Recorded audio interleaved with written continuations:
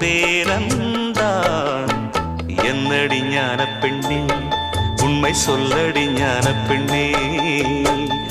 நடந்தால் 2 அடி, இருந்தால் 4 அடி.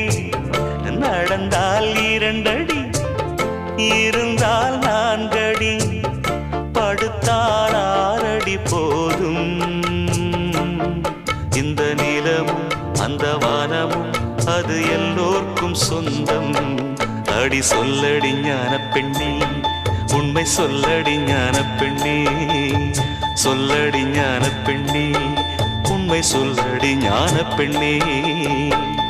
நடந்தால் 2 அடி,